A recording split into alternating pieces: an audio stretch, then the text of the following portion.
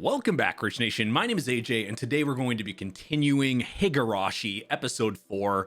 And yes, I am a little bit late on this one, but I am really excited to continue to react to this.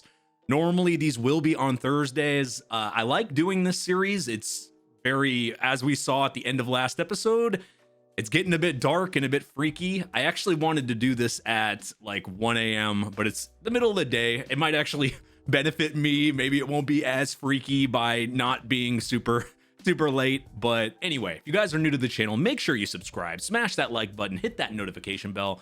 You can also check these out early and uncut over on my Patreon, patreon.com/ajrich123. Definitely think about joining that. It helps me and makes it so I can actually even do as much content as I do. Without it, I would not be able to do nearly as much. So definitely think about it, and let's go ahead and start. Yeah, oh God! Okay. I've always never liked this type of shit. You never go out, don't look behind you. That's usually the second thing of horror. Wait, he's okay? Nothing bad happened? She just looked through the... Was it just his imagination or something? I was expecting something ridiculous. What the... Okay. That is not a normal horror thing whatsoever. You do not usually get through the night.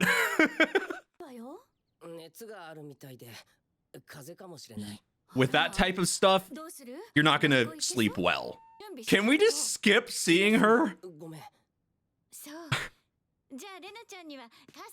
That's not gonna make her any happier. Somehow he didn't get attacked? I guess she was just checking up on him or something.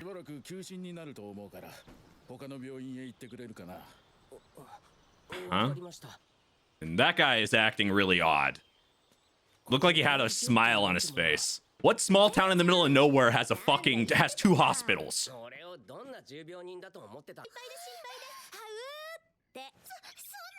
So that's why you were looking through the door, the keyhole? She just Paper Mario'd that bitch.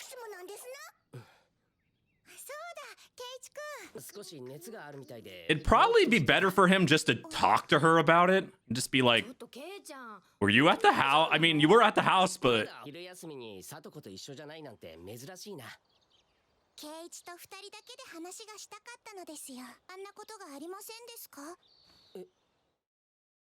Yeah, you should say something.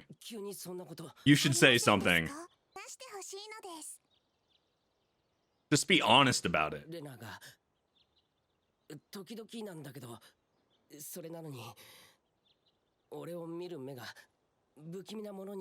Yeah, the crazy eyes.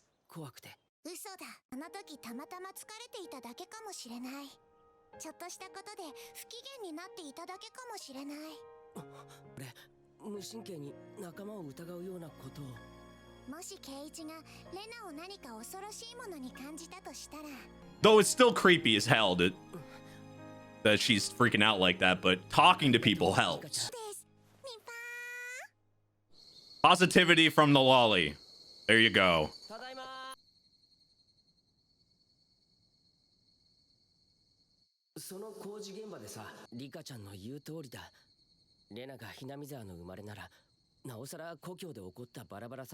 It does make sense if something bad happened, right? They're not going to want to really, of course they're not going to want to talk about it. Questioning it and overthinking it can put you in bad, it can just down the mood for one, but put you in bad situations. I just think it's better. I think that was good advice. And just overall try to, trust your friends. I think that's the best scenario here. And that's good. That's going to make everyone feel uncomfortable. Mm-hmm.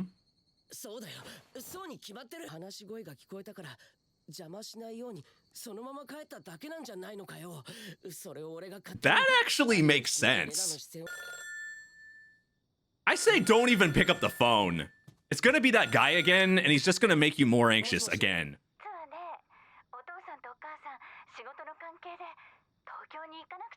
So Home Alone at night. That's a bad setup. A kid home alone, worried about things.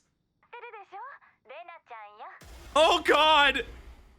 But you gotta, first of all, turn your fucking lights on. I know. Oh no, God. No, that smile, that fucking smile. It's just in his head. Say something.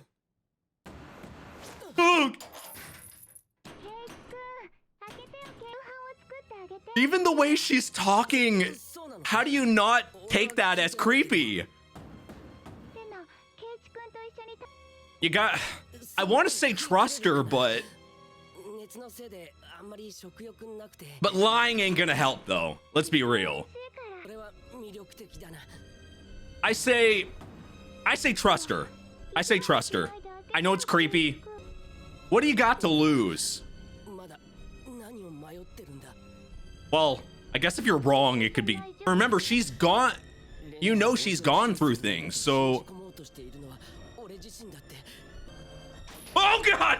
Oh no! No! No! No! Oh no! No! From the beginning of the first episode. So that didn't happen?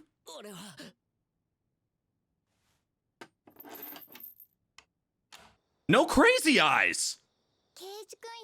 No Yandere eyes. That's a fucking win. What the hell is that? Was that just his dream or something then? Or is that something that could have happened or something?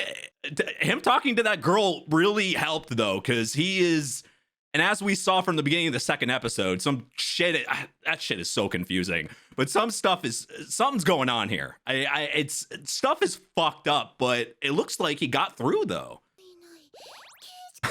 That made me sweat though.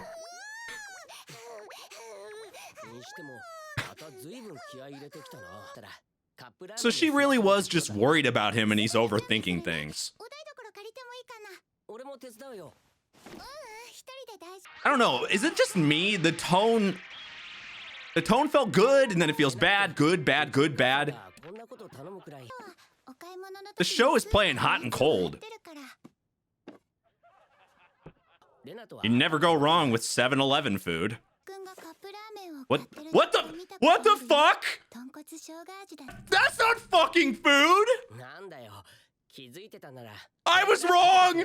I was wrong! Get the fuck out of there!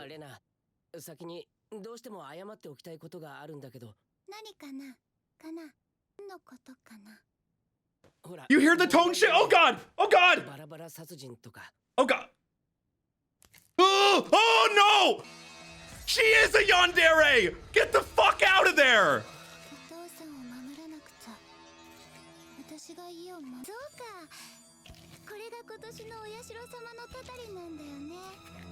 Wait, so she's like afflicted by the curse or something? Run! She's got a knife! You see a knife! Run!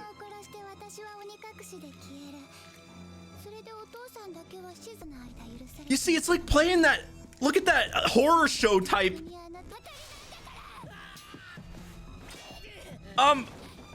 Golf club or knife, what's better? A Yandere with a knife just wants to knife you with love. This is a scene from my nightmares right here. The knife's in arm's reach, bro. Oh God. I knew it. Oh, fuck. I knew it. Have you never watched a horror movie in your life? This ain't a fucking kid's show. Fuck it. Then throw something at her.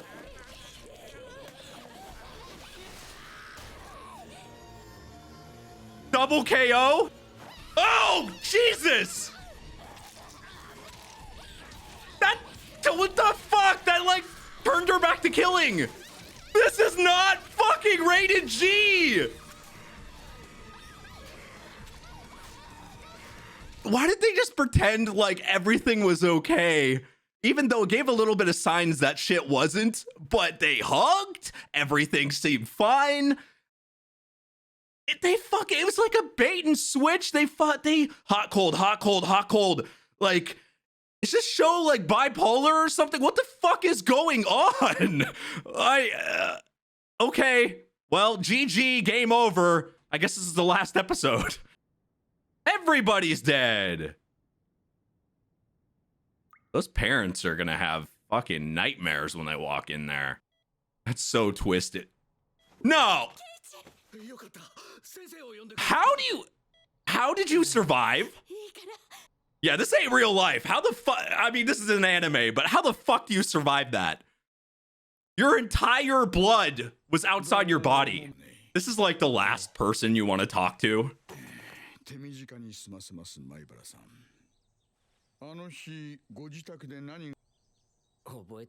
How do you... Then why are you content? What the fuck?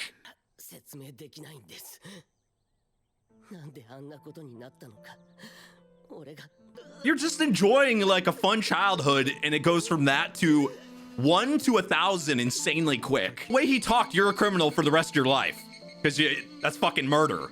He even said you enjoy like that feeling. And how are they talking to him normal?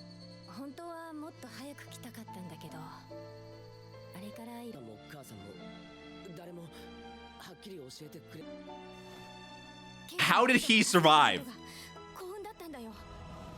He lost way more blood than her.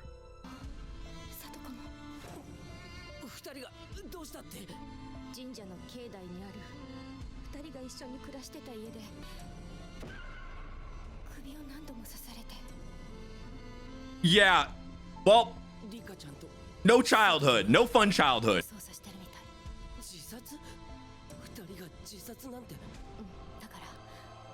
Yeah, this is all bullshit.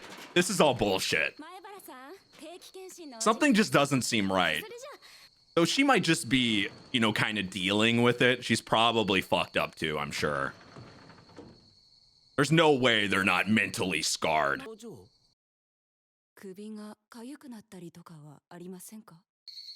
Wait, oh God!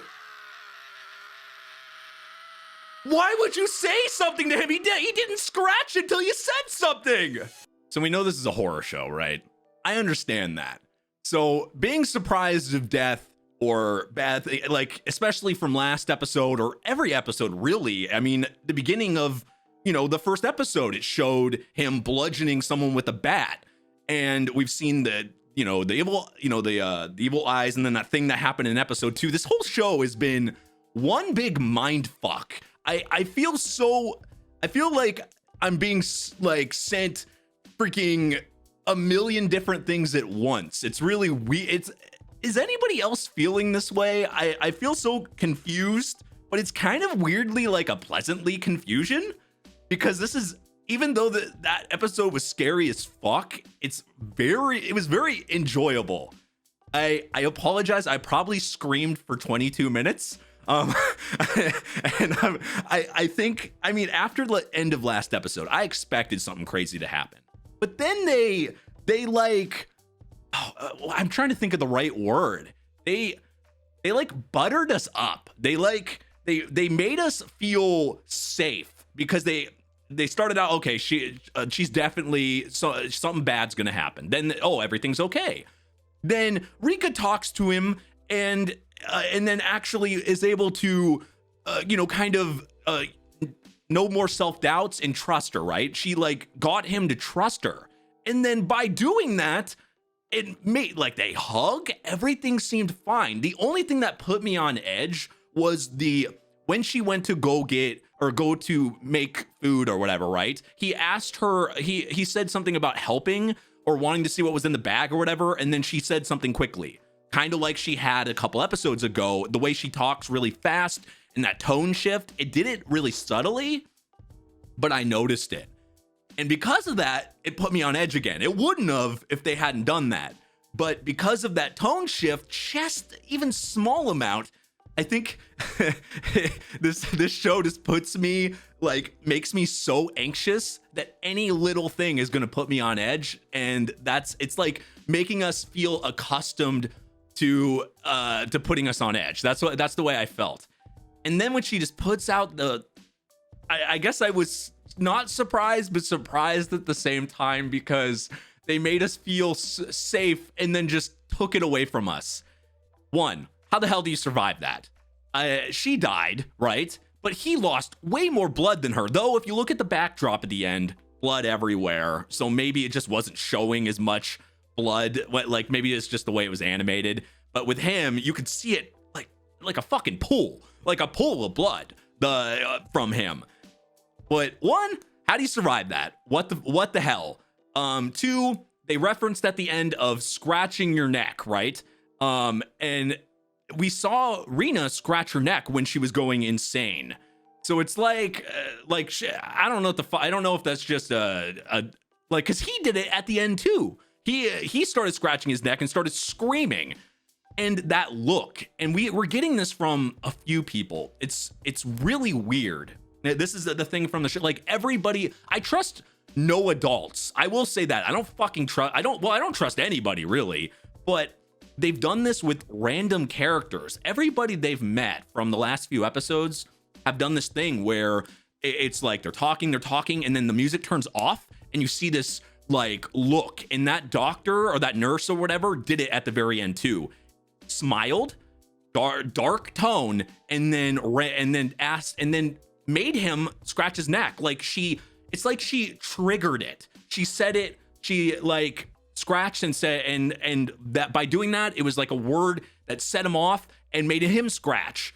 It's like, if you don't say anything, you won't do it. But she said it and he did it. And I'm going to assume that he's in the same state as Rena was now, because he wasn't. He was see, that's the thing. Rena seemed crazy as hell. She was referencing about the curse. She was talking about her dad, and because we had learned an episode ago about her background or whatever.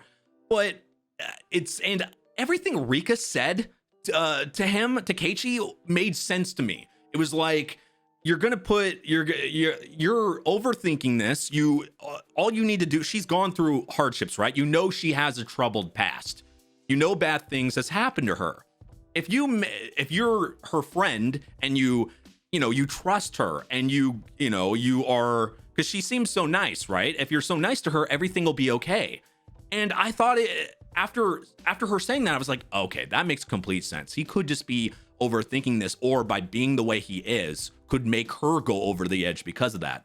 But he did nothing to make her go over the edge by doing that, hugging her and everything.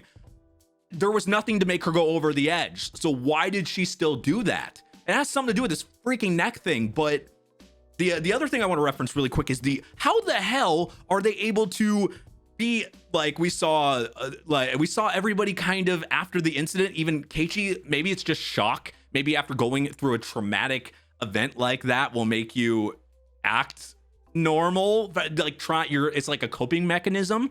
That's what the girl seemed to be doing, was like some type of coping mechanism or something, because she seemed okay. But the Rika and the other girl freaking either got killed or killed themselves or whatever. Everything, you can't go on from that. And that just makes me think of what happened in episode 2. Like, what the fuck is going on? It's such a, I feel like I know they got to be purposely mind fucking us right now, but there's so many possibilities here. It's insane. But I can't wait to watch the next episode. Holy hell. This episode was amazing. I'm sorry I watched this late. I wish I had watched this on the day. I hope you guys watch these. If you watched the end, thank you. I really, seriously, I do appreciate it. These reviews are fun. I do call these reactions, but this is a reaction review analysis commentary. I commentate on the videos. I analyze what's happening, what's happening. I review it at the end, and I would say it's more theory too, because I like to theorize as well. I do this with all my reactions. If you guys like this type of content, you want to see more, and you want to see other shows I do, I've done a ton. I'm doing a ton while I'm doing this one. Subscribe. I'd really appreciate it. Subscribe to the channel. Smash that like button. I'm sorry for so much yelling this episode. I was thinking about it at the end. I'm like, fuck. This is what I would do if I didn't have a camera on. I freaking screamed to myself in a horror show. Like, I can't help it. That's just like, if OG AJ fans know from horror games I've played, I am very weak to them. I can't help it. At night it would have been worse.